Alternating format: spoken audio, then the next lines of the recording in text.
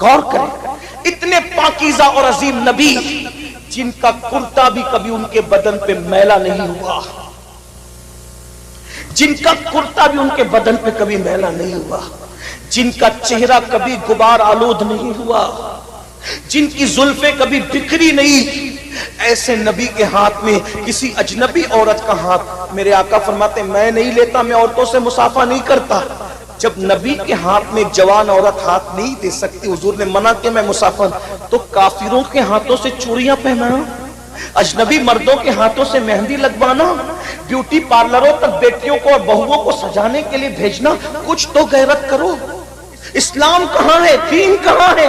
फिर कहते हो घर उजड़ रहे हैं, घर तबाह हो रहे हैं, घर बर्बाद हो रहे हैं। मेरे भाई, मछली जब अल्लाह का जिक्र करना छोड़ देती है तो वो जाल में फंसा दी जाती है। जानवर जब अल्लाह का जिक्र करना छोड़ देता है तो वो छुरी के नीचे आता है। दरख्त जब अल्लाह का जिक्र करना छोड़ देता है तब उस पर आरा चलता है। बताओ, जब ये मखलूक जिसे इबादत के लिए पैदा नहीं किया, जब ये अल्लाह की इबादत से रुक जाए तो इन पर मुसीबत आती है। जब हम गुनाह करेंगे तो हम पे मुसीबतें नहीं आएगी, हम पे तकलीफ नहीं आएगी। कभी गौर किया, कभी सोचा? बोलो, अपनी औरतों को मस्जिद में भेजते हो नमाज के लिए? कितने लोग भेजते हो? हाथ उठाओ।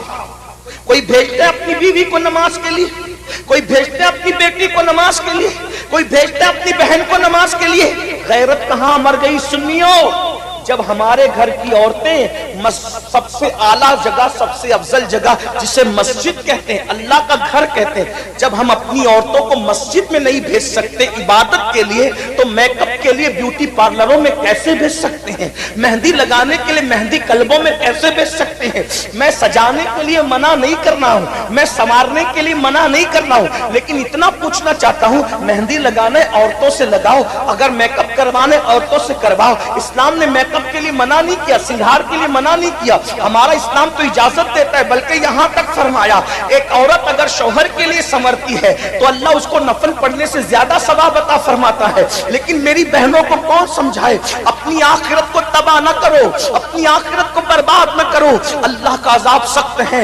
अगर एक गुनाह की एक सजा अल्लाह सारे पहाड़ों पे डाल दे तो सारे पहाड़ मिलकर भी अल्लाह का एक अजाब को बर्दाश्त नहीं कर सकते, एक अजाब को उठा नहीं सकते। बताओ, फिर अपने हजारों गुनाह की सजा कैसे उठाओगे? मेरी बहनों से खास आपसे पूछता हूं, अरे जब मक्खी मच्छर का डंक बर्दाश्त नहीं कर सकते तो अल्लाह का अजाब कैसे बर्दाश्त कर सकोगे? अरे जब चूहे को देख करके खड़े नहीं रह सकते तो वो बड़े बड़े अजदहे जो जहन्नम के अंदर तैयार किए गए, 70-70 साल लंबे अजदहे और बुख्ती ऊंटों की तरफ मोटे मोटे अजदहे, बताओ उनको कैसे बर्दाश्त करोगे? अरे अपने हम्माम का गर्म पानी अगर बदन पर आ जाए तो उसकी गर्मी बर्दाश्त नहीं होती, अगर ज्यादा गर्म हो जाए तो जहन्नम के दहकते हुए शोले कैसे बर्दाश्त करोगे? कुरान कहता है तू अनफुसकुम व अहलिकुम नारा, अपने आप को जहन्नम से बचाओ, अपनी औलाद को जहन्नम से बचाओ। तो मैं अर्ज कर रहा था, मेरी बहनों खुदा के लिए रहम करो, मेरे भाइयों खुदा के लिए रहम करो। इतना सोच लो कि हम मुसलमान हैं, हम नबी के उम्मती हैं, हमारे लिए शरीयत है, हमारे लिए कुरान है, हमारे लिए हदीस है। तो जो अर्ज कर रहा था, बाबा फरीद का जिक्र छिड़ गया था और उसी पे बात मुकम्मल करना चाहता हूं। सरकार बाबा फरीदुद्दीन गंज शकर अभी 15 साल से भी ज्यादा की उम्र नहीं। कितनी उम्र है? 15 साल से ज्यादा की उम्र नहीं है, उससे कमी है। अभी चेहरे पे दाढ़ी के बाल भी नहीं निकले, इसलिए कि बाबा साहब 15 साल में तो मुरीद हो चुके थे। ये मुरीद होने से पहले का वाकया है। बाबा साहब के चेहरे पे अभी दाढ़ी के बाल नहीं निकले, अभी पढ़ रहे हैं, तालिबे इल्मी का दौर है, अभी पढ़ाई जारी है आपकी।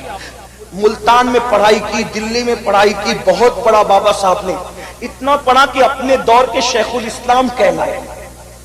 बाबा साहब को अपने जमाने का शेखुल इस्लाम, और अपने जमाने का शेखुल इस्लाम तो लोग कहते हैं, हम तो उनके गुलाम हैं, हम तो उनको उनके बाद के हर दौर का शेखुल इस्लाम मानते हैं। बाबा साहब ने इतना पढ़ा, 15 साल की उम्र में बाबा कुतुबुद्दीन बख्तियार काकी के मुरीद हो गए थे। लेकिन ये उससे पहले की बात है, मतलब 15 साल से पहले की बात। चेहरे पे दाढ़ी के बाल भी नहीं। पीरी मुरीदी का जिक्र सुनो। मुरीद होने के लिए चलते चलते चलते चलते बगदाद शरीफ पहुंच गए। पीर ढूंढने के लिए बगदाद शरीफ पहुंचे।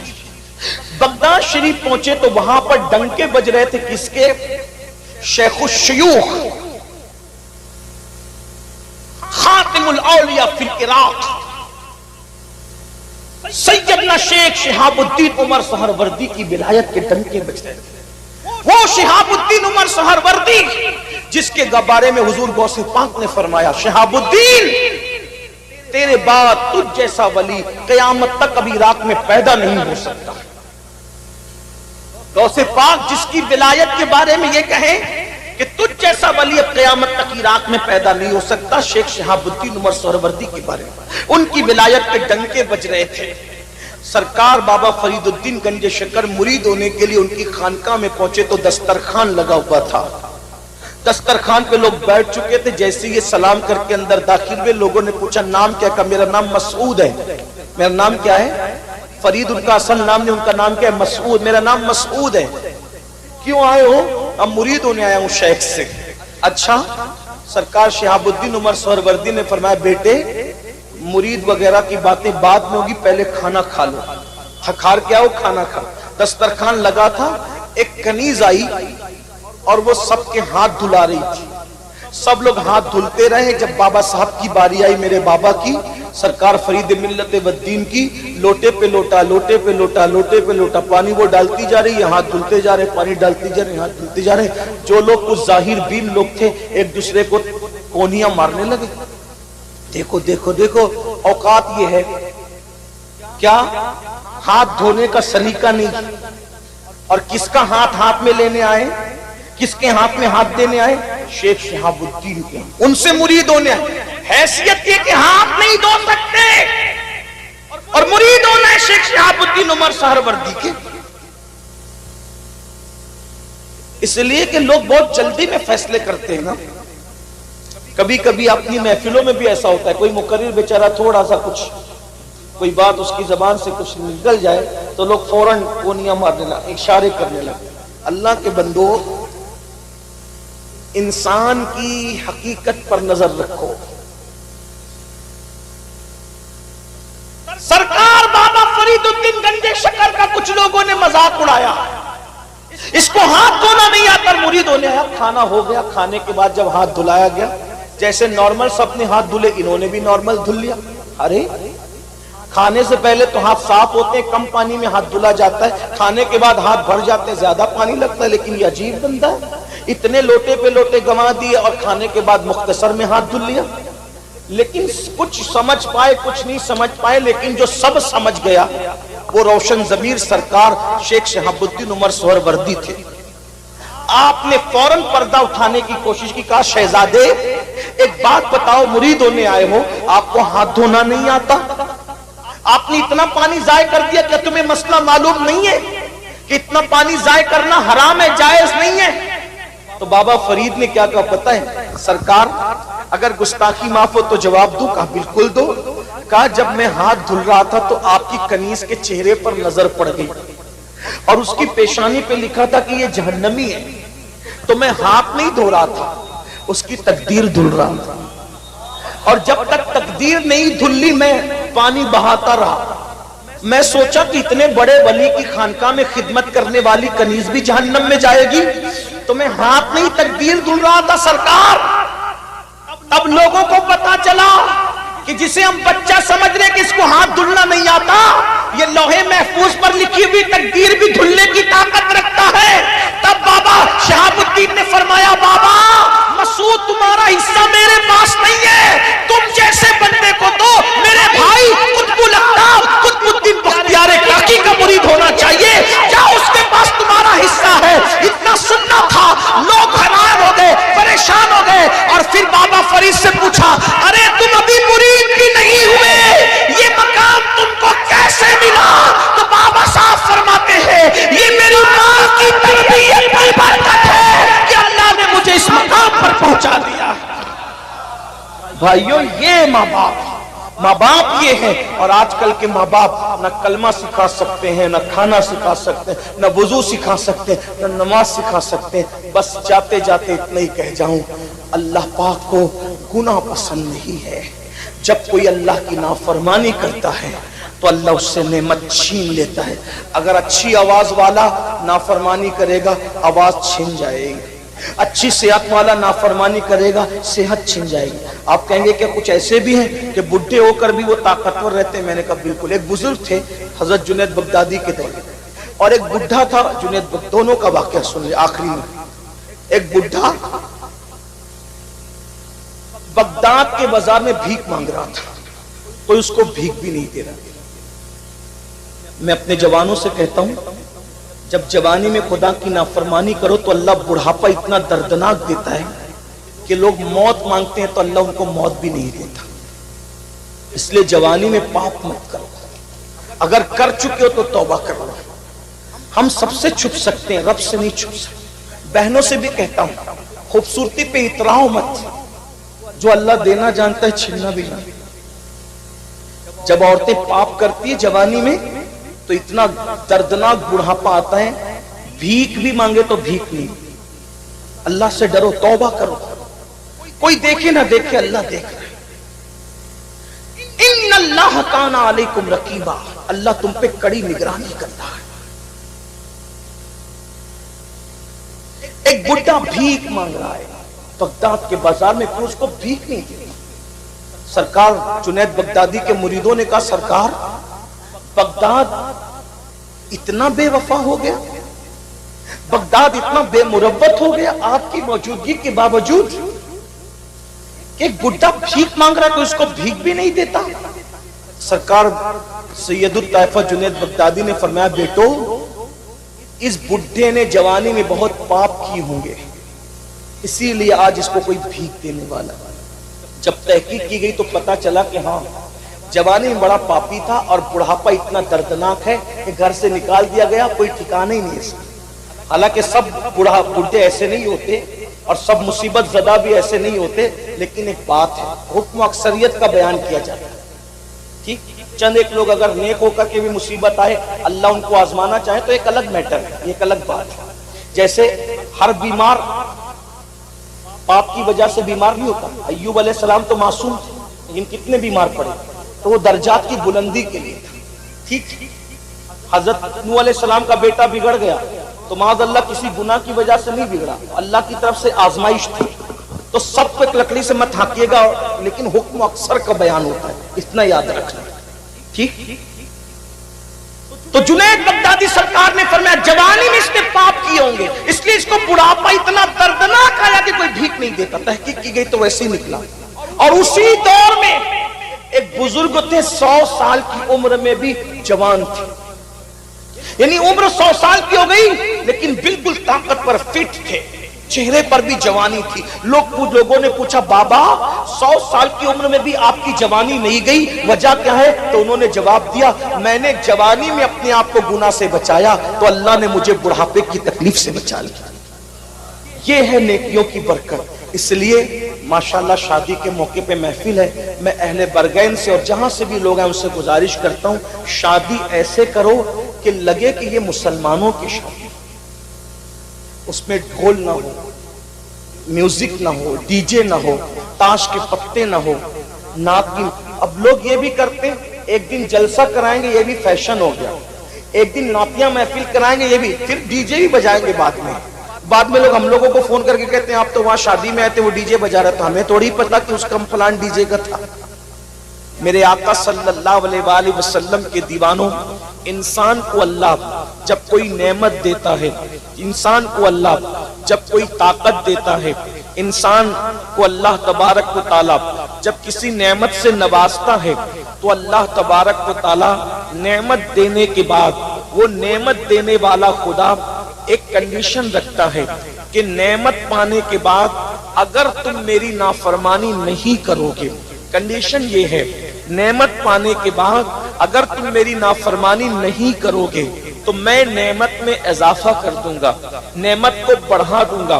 قرآن اس مضمون کو یوں بیان کرتا ہے لئن شکرتم لازیدنکم, کہ جب تم میری نعمتوں پہ شکر کرو گے تو شکر کا مطلب صرف الحمدللہ کہنا نہیں ہے, بلکہ شکر کا مطلب یہ ہے کہ جب اللہ تمہیں نعمت دے تو اس نعمت کا تم مس یوز نہ کرو، یہ شکر ہے، تم اس کا غلط استعمال نہ کرو، یہ شکر ہے۔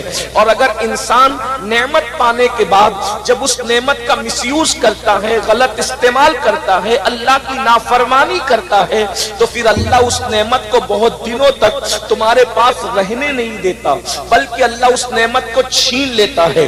نعمتوں میں بہت سی نعمت ہے، میں ایک نعمت کا ذکر کروں۔ نعمتوں کے اندر بہت بڑی نعمت ہے مال۔ مال اللہ کی عطا ہے، مال اللہ رب العزت کی بہت بڑی عطا ہے۔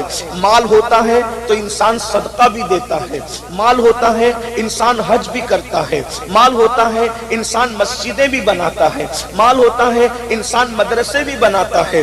غرض کہ مال بری چیز نہیں ہے۔ کچھ لوگ مال کو برا سمجھتے ہیں، میں سمجھتا ہوں کہ غالباً ان کو مکمل طور پر اسلام کی تعلیمات پر ان کی نظر نہیں ہے، اس لیے وہ مال کو برا سمجھتے ہیں۔ اگر مال برا ہوتا تو عثمان غنی اسی مال سے 2 مرتبہ جنت کیوں خریدتے؟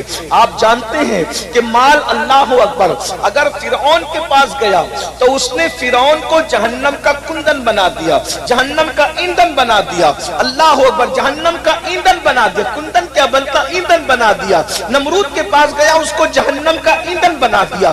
بخت نصر کے پاس گیا، اس کو جہنم کا ایندھن بنا دیا۔ شداد کے پاس گیا، اس کو جہنم کا ایندھن بنا دیا۔ لیکن وہی مال جب سیدنا عثمان غنی کے پاس آتا ہے تو عثمان غنی 2 مرتبہ اسی مال سے جنت خریدتے نظر آتے ہیں۔ اور اللہ کے رسول نے کسی صحابی کو وہ نہیں فرمایا جو سیدنا عثمان غنی کو فرمایا۔ جب سرکار عثمان غنی نے 300 اونٹ مال سے بھر کر جنگ تبوک کے موقع پر چندے کے طور پر اسلام کو پیش کیا تو میرے آقا نے ارشاد فرمایا، آج کے بعد عثمان کچھ بھی کرے اس کو کوئی عمل نقصان نہیں پہنچائے گا، عثمان کچھ بھی کرے اللہ اس کو جنت ہی عطا فرمائے گا۔ اندازہ فرمائے یہ مال کی برکت ہے۔ میرے بھائیوں، مال سے آپ نے جنت خریدی ہے۔ اسی طریقے سے آقا ارشاد فرماتے ہیں، من بنا للہ مسجدن بنا اللہ لہ بیتن فی الجنہ، کہ جو اللہ کے لیے مسجد بناتا ہے اللہ اس کے لیے جنت میں محل بناتا ہے۔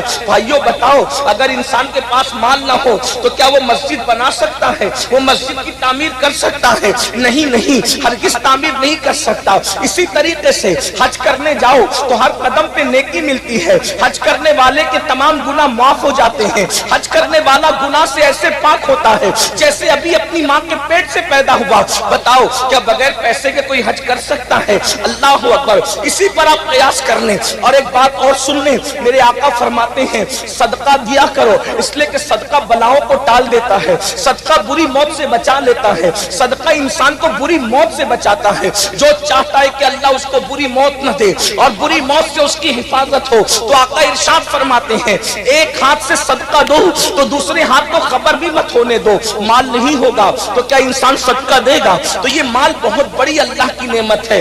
اسی طریقے سے دوسری نعمت یہ جان اور جوانی جس کو کہتے ہیں، یہ بھی اللہ کی بہت بڑی نعمت ہے۔ اللہ اکبر۔ لیکن اب آئیے میں آپ کے سامنے ان دونوں نعمتوں کا ذکر کرنے کے بعد اب آپ سے پوچھنا چاہتا ہوں، مال سب چاہتے ہیں لیکن اللہ اکبر جب مال آتا ہے تو مال کا مس یوز کیا جاتا ہے، مال کا غلط استعمال کیا جاتا ہے۔ قرآن کہتا ہے ان اللہ اشتری من المؤمنین انفسهم واموالهم بان لهم الجنہ، کہ اللہ نے مومنوں کی جان کو، مومنوں کے مال کو جنت کے بدلے خرید لیا ہے۔ اب آپ سب کی توجہ چاہتا ہوں، پتا چلا ہماری جان ہماری نہیں ہے، ہمارا مال ہمارا نہیں ہے، جان بھی اللہ کی ہے، مال بھی اللہ کا ہے۔ اور اللہ اکبر، آج کل کے مسلمان، اللہ اگر مال دیتا ہے تو مال کو اللہ کی راہ میں خرچ کرنے کی بجائے، گھبرائیے گا مت، میں کوئی چندے کی تمہید نہیں باندھ رہا ہوں، میں صرف آپ کے دلوں کی تطہیر کے لیے، آپ کی افکار کی تطہیر کے لیے کچھ پیغام پیش کرنا چاہتا ہوں۔ اللہ اکبر، آج کے مسلمانوں کے پاس جب مال آتا ہے، آج کے مسلمانوں کے پاس جب جوانی آتی ہے تو مال اور جوانی کا مس یوز کتنا ہو رہا ہے۔ اللہ اکبر، آج پوری دنیا کے اندر جتنے جرائم، جتنے پاپ قوم مسلم کر رہی ہے، اتنے جرائم دنیا کی کوئی قوم کرتی نظر نہیں آتی۔ کتنے افسوس کی بات ہے، میں ایک دلیل کے ذریعے سے اس کو ثابت کروں گا۔ اسی ہندوستان میں دیکھ لیں، ہندوستان کے اندر اللہ اکبر، رمضان شریف کی کوئی اہمیت کیا دوسری قوموں کے نزدیک ہے؟ ہرگز نہیں۔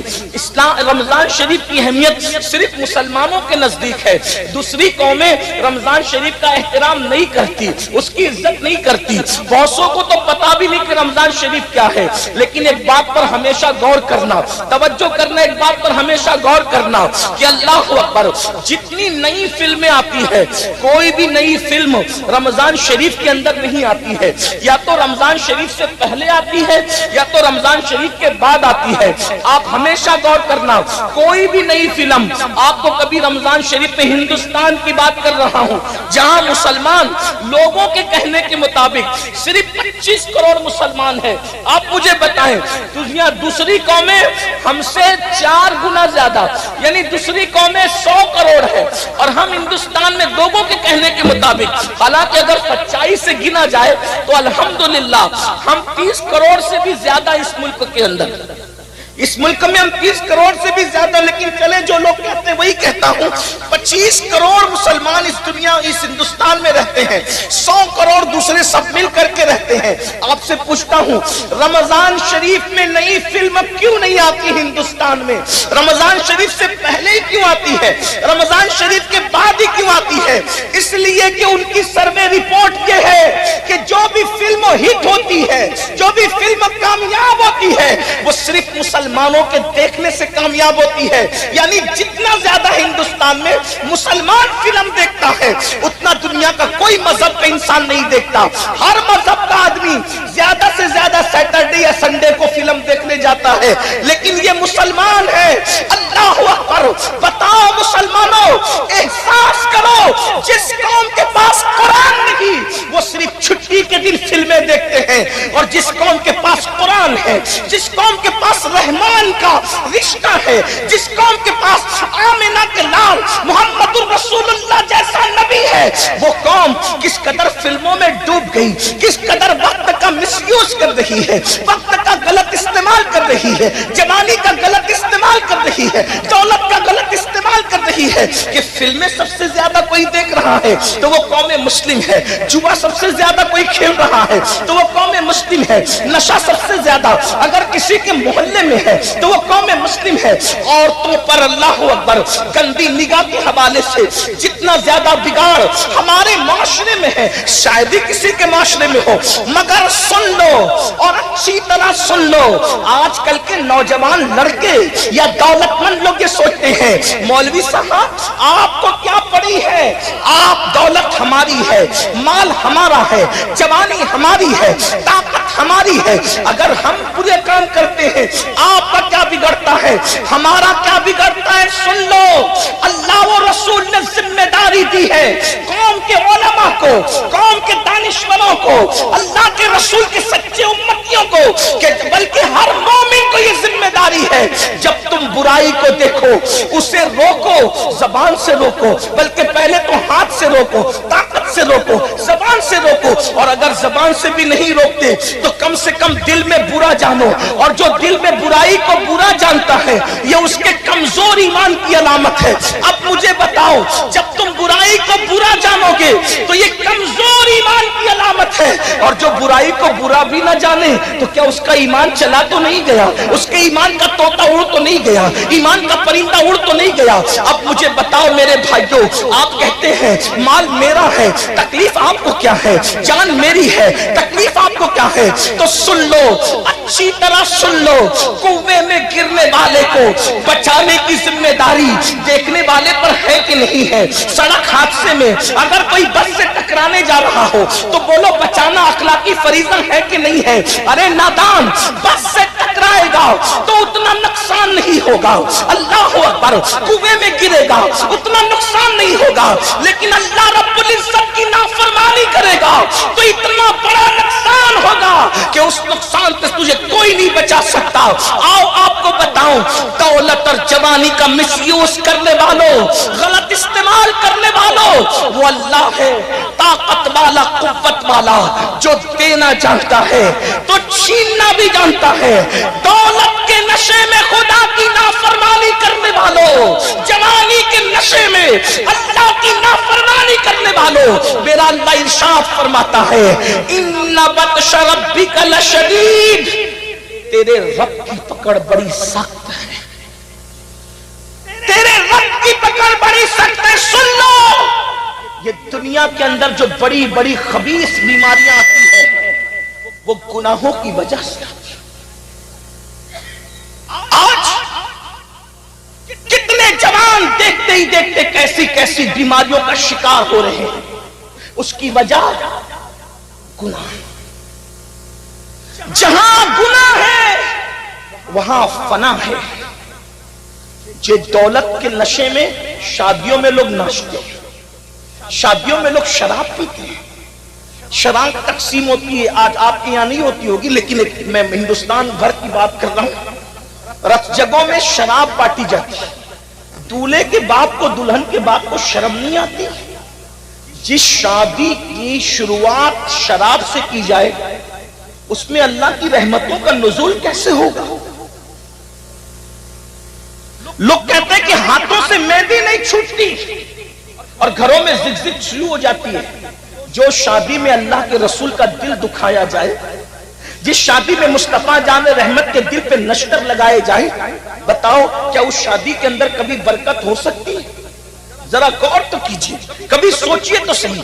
عورتوں کا حال یہ، وہ رت جگہوں میں ناچتی ہے، وہ شریف عورتیں جن کے پردے کا اللہ نے حکم دیا ہے، عورتیں شادیوں میں ناچتی، عورتیں شادیوں میں گانے گاتی ہیں، لوگ سنتے ہیں رت جگہ کی رسم، اس کی رسم، اس کی رسم۔ میری بہنوں سن لو اور اچھی طرح کان کھول کر سن لو، اللہ کے رسول صلی اللہ علیہ وآلہ وسلم نے ایک عورت کو زور سے بلند آواز سے قرآن پڑھنے سے بھی منع فرما دیا۔ فرمایا گیا عورت کی آواز بھی عورت ہے، عورت کو بلند آواز سے قرآن پڑھنے کی اجازت نہیں ہے۔ اب آپ مجھے بتائیں میرے بھائیوں، میری بہنوں، جس عورت کو بلند آواز سے قرآن پڑھنے کی اجازت نہیں، وہ عورت آخر گانے کیسے گا رہی ہے؟ وہ عورتیں ناچ کیسے رہی ہے؟ اور پھر اس شادی میں برکت کیسے ہو سکتی ہے؟ اللہ اکبر۔ تو یاد رکھنا اللہ رب العزت کی پکڑ بڑی سخت ہے، اور جب اللہ کسی پہ پکڑ کرتا ہے اس کے گناہ کی وجہ سے تو دنیا کی کوئی طاقت بچا نہیں سکتی۔ میرے بھائیوں، آج لوگوں کا یہ ذہن بنتا جا رہا ہے، ارے مولانا آخرت میں جو ہوگا دیکھا جائے گا۔ میرے بھائی، اللہ آخرت میں جو پکڑ کرے گا وہ تو کرے گا، گناہ کی وجہ سے دنیا میں بھی اللہ پکڑ کرتا ہے۔ گناہ کوئی کرے اس کے گناہ کی نحوست اس کو مل کر رہتی ہے۔ ایک بزرگ فرماتے ہیں جب رات کو مجھ سے کوئی گناہ ہوتا ہے تو صبح اس گناہ کا اثر میرے بچوں میں مجھے نظر آتا ہے، میری سواری میں مجھے نظر آتا ہے۔ لوگوں نے پوچھا وہ کیا؟ کہا رات کو اگر میں گناہ کرتا ہوں تو صبح میری اولاد میری نافرمانی کرتی ہے، صبح میری سواری میری نافرمانی کرتی ہے۔ پتا چلا اولاد غدار یوں ہی نہیں ہوتی، ہر اولاد کو ماں باپ سے پیار ہوتا ہے۔ جب تم اللہ سے غداری کرتے ہو تو اللہ تمہیں صدمے دینے کے لیے بطور عذاب تمہاری اولاد کو تمہارا غدار بنا دیتا ہے۔ ورنہ لوگ آج کتنا پڑھا رہے ہیں، یہ پڑھا رہے ہیں، وہ ڈگری دلا رہے ہیں، لیکن بتاؤ کل کے ان پڑھ بچے، کل کے جاہل بچے ماں باپ کے جتنے وفادار تھے، کیا آج کے پڑھے لکھے بچے اتنے وفادار ہیں؟ لوگ کہتے ہیں بچے پڑھے لکھے نہیں ہیں اس لیے بے وفا ہے۔ میں نے کہا 50 سال پہلے اتنی بڑی ڈگریاں تھی نہیں مسلمانوں کے پاس بظاہر، پھر بھی بچے وفادار تھے۔ وجہ کیا تھی؟ ان کے ماں باپ خدا کے وفادار تھے، اللہ نے اولاد کو ان کا وفادار بنا دیا تھا۔ آج ماں باپ بچوں کو ڈگریاں بھی دلا رہے ہیں، انگلش بھی پڑھا رہے ہیں، ڈاکٹر بھی بنا رہے ہیں، وکیل بھی بنا رہے ہیں، انجینئر بھی بنا رہے ہیں، پھر کیا ہو رہا ہے؟ لیکن اللہ کے وفادار نہیں ہے ماں باپ۔ تو جو ماں باپ اللہ کے وفادار نہیں، اللہ نے ان کی اولاد کو ان کا غدار بنایا ہے، اللہ نے ان کی اولاد کو ان کا باغی بنایا ہے تاکہ تمہیں اللہ صدمے دے اور تمہیں بطور عذاب یہ بتائے ان بطش ربک لشدید۔ یاد رکھنا اگر اللہ پہاڑ تم پر گرا دیتا تو تم کو اتنی تکلیف نہ ہوتی جتنی इतनी औलाद के सताने से इंसान को तकलीफ होती है, ये बड़ी बड़ी बीमारियां, ये किस वजह से है? ये अल्लाह की नाफरमानी की वजह से है, ये खुदा की नाफरमानी की वजह से है। देखो अपने दिलों में टटोल कर सोचो, इतना बड़ा मजमा हजारों का है, भाइयों की भी तवज्जो, बहनों की भी तवज्जो। अरे डल्लक के अल्लाह अकबर नरम नरम गद्दों पर सोते हो, लेकिन बताओ क्या दिलों को सुकून है? अरे लोगों को टाट पर सुकून की नींद आती थी, लोगों को गुरड़ी पर सुकून की नींद आती थी, लेकिन तुम्हें इतने इतने एक एक हाथ, दो दो हाथ इंच गद्दों पे नींद क्यों नहीं आ रही है? करवटें बदल रहे हैं, दिल बेचैन है, दिल बेकरार है, नींद की गोलियां खा रहे हैं, लेकिन सुकून की नींद क्यों नहीं आती? वजह यह है कि रातों को अल्लाह की नाफरमानी करने वालों, नरम नरम गद्दों पे लेटकर सीरियल देखने वालों, नरम नरम गद्दों पे लेटकर फिल्में देखने वालों, नरम नरम गद्दों पे लेटकर ज़िना के मनाजिर देखने वालों, नरम नरम गद्दों पे लेटकर गाने सुनने वालों, बताओ जब तुम अल्लाह की नाफरमानी करोगे तो तुम्हें सुकून की नींद कैसे आएगी? अच्छी तरह याद रखना, जो लोग अल्लाह की फरमाबरदारी करते हैं उन लोगों को तो गरम रेत पर भी नींद आ जाती है। लोग सोचते हैं ये गरम रेत पर नींद आना तो बड़ा मुबालगा है। मैंने कहा नहीं, ये हकीकत है। क्या तुम्हें नहीं पता, एक मर्तबा रोम का एलची सैयदना फारूक आजम के पास एक खत लेकर के आता है, और जब खत लेकर के आता है तो सैयद